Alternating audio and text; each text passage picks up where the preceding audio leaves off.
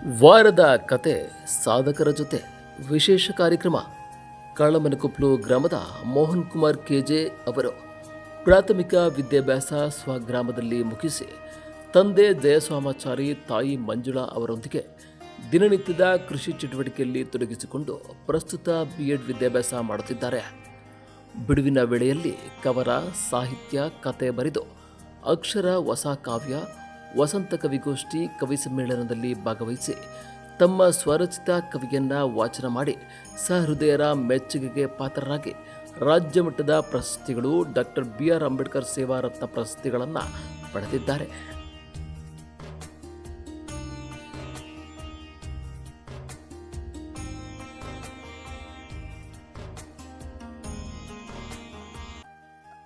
ವಾರದ ಕತೆ ಸಾಧಕರ ಜೊತೆ ವಿಶೇಷ ಕಾರ್ಯಕ್ರಮದಲ್ಲಿ ಇವತ್ತು ನಮ್ಮೊಟ್ಟಿಗೆ ಕಾಳಮನಕೊಪ್ಲು ಗ್ರಾಮದ ಮೋಹನ್ ಅವರು ನಮ್ಮ ಜೊತೆ ಇದ್ದಾರೆ.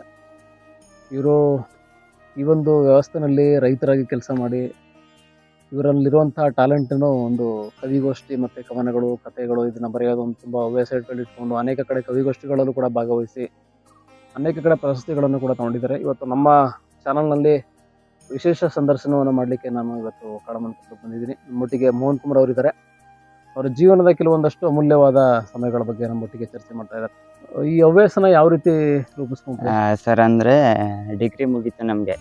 ಡಿಗ್ರಿ ಮುಗಿದಾಗ ಒಂದು ಸ್ವಲ್ಪ ದಿನ ರಜೆ ಇತ್ತು. ಆವಾಗ ಬರಿಬೇಕು ಅಂತ ಹೇಳಿ ಆವಾಗಲಿಂದ ಅಭ್ಯಾಸ. ನೀವು ಪ್ರಾಥಮಿಕ ಎಲ್ಲೋದ್ರಿ? ಪ್ರಾಥಮಿಕ ಇಲ್ಲೇ ಕಾಳಮನಕೊಪ್ಲು ನಮ್ಮೂರೇ.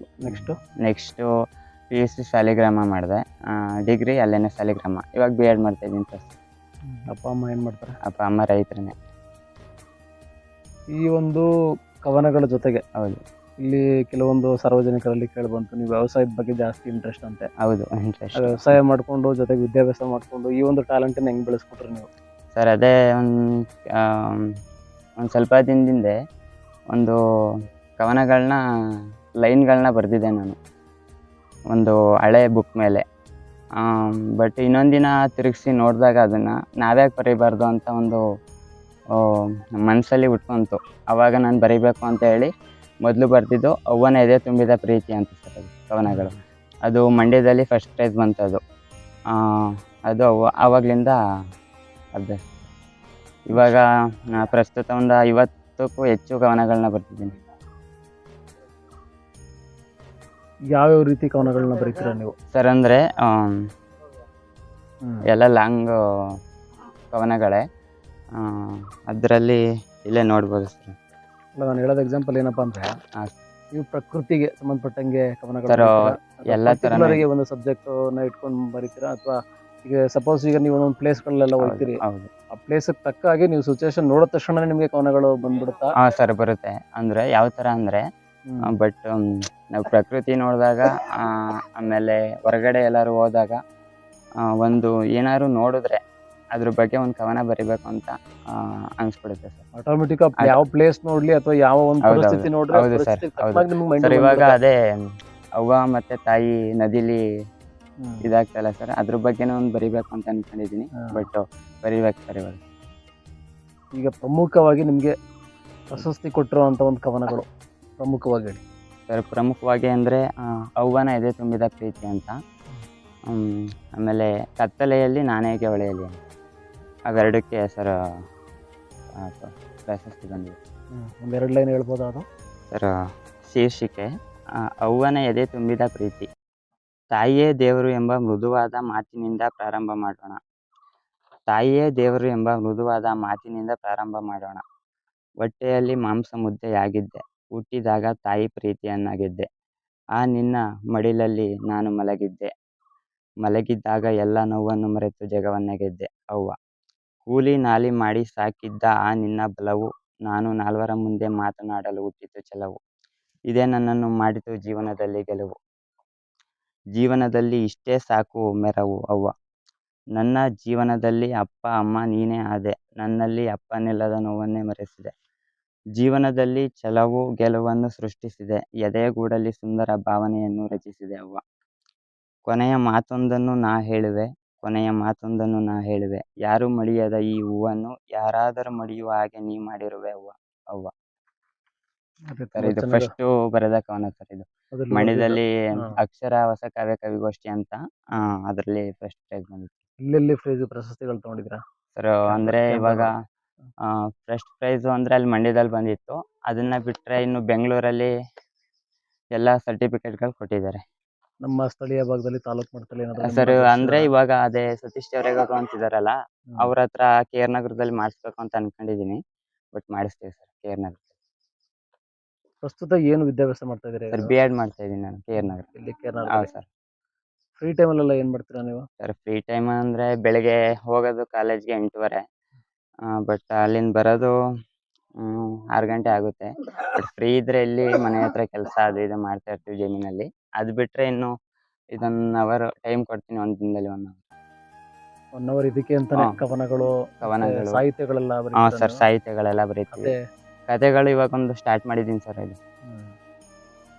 ಅಂದ್ರೆ ಅದು ಈ ಕವನ. ಎಲ್ಲ ಕವನಗಳು ಮತ್ತೆ ಕಥೆಗಳು, ಸಾಹಿತ್ಯಗಳು ಬರೆಯಕ್ಕೆ ಏನು ಒಂದು ಸ್ಫೂರ್ತಿ ಅಂತ ಒಂದಿರ್ತದೆ.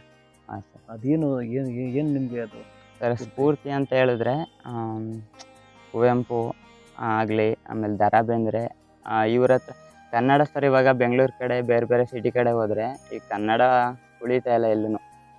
ಯಾವುದೇ ಬೋರ್ಡ್ ಆಗಲಿ ಇಂಗ್ಲೀಷು ಎಲ್ಲ ಕಡೆ. ಅದಕ್ಕಾಗಿ ಕನ್ನಡ ಉಳಿಸ್ಬೇಕು ಅನ್ನೋದೇ ಸರ್ ನಮ್ಮ ಆಸೆ.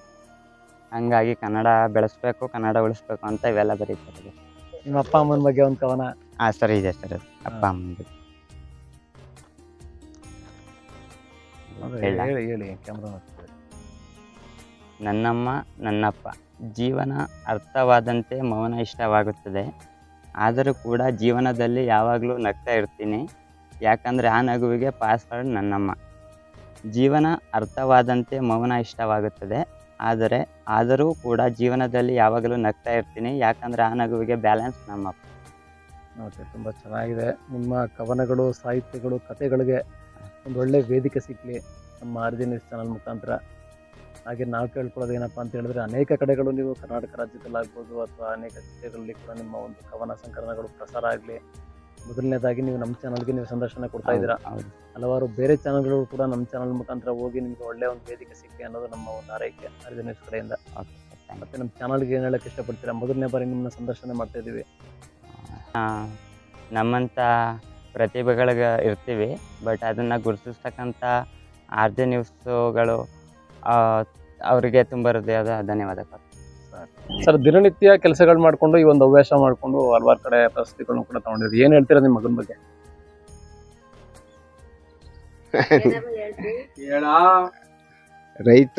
ರೈತರು ಮಾಡ್ಕೊಂಡು ಅವನು ಓದ್ಕೊಂಡು ರೈತರ ಕೆಲಸ ಮಾಡ್ಕೊಂಡು ಇದೊಂದು ಹವ್ಯಾಸ ಮಾಡ್ಕೊಂಡು ಅವನಿಗೊಂದು ಒಳ್ಳೇದಾಗಲಿ ಅಂತ ನಾನು ಹೇಳ್ತೀನಿ.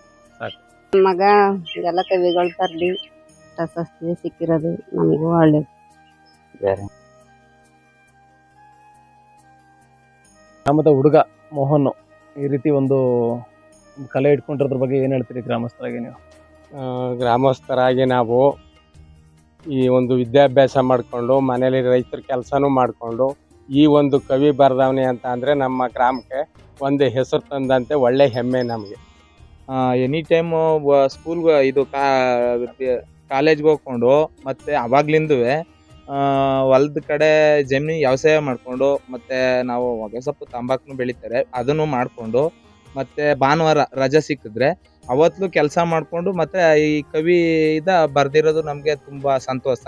ಆದರೂ ಕೂಡ ನಮ್ಮ ಊರಿಗೆ ಒಂದು ಹೆಸರು ಬಂದಂತೆ ನಮಗೂ ಖುಷಿ ಆಗುತ್ತೆ. ಮೋಹನ್ ಅಂತ ಹುಡುಗ ಒಳ್ಳೆ ಹುಡುಗ ಅಂತ ಹೇಳ್ಬೋದು. ರೈತನ ಮಗನಾಗಿ ಅಪ್ಪ ಅಮ್ಮನ ಕಷ್ಟ ಎತ್ಕೊಂಡು ಜಮೀನಲ್ಲಿ ಕೆಲಸ ಮಾಡಿಕೊಂಡು ಅಪ್ಪ ಅಮ್ಮಂಗೆ ಸಪೋರ್ಟ್ ಮಾಡಿಕೊಂಡು ಈ ರೀತಿ ಕವಿಲಿ ಒಳ್ಳೆಯ ಉದ್ದೇಶ ಇಟ್ಕೊಂಡು ಒಳ್ಳೆ ಅಚೀವ್ ಮಾಡ್ತಾವನೆ. ಅವನು ಮುಂದೆ ಒಳ್ಳೆ ಭವಿಷ್ಯ ಸಿಗ್ಲಿ ಅಂತ ನಮ್ಮ ಗ್ರಾಮಸ್ಥರ ಕಡೆಯಿಂದ ಹಾರೈಸ್ತೇವೆ. ನಮ್ಮ ಮೊಮ್ಮಗನಾದ ಮೋಹನ್ ಕುಮಾರ್ ನಮ್ದು ರೈತರ ಕೆಲಸ ಮಾಡಿಕೊಂಡು ಈ ಕವಿನ ಬರೀತಾವನೆ ಅಂತ ಹೇಳಿದ್ರೆ ನಮ್ಗೆ ತುಂಬ ಸಂತೋಷವಾದ ವಿಷಯ.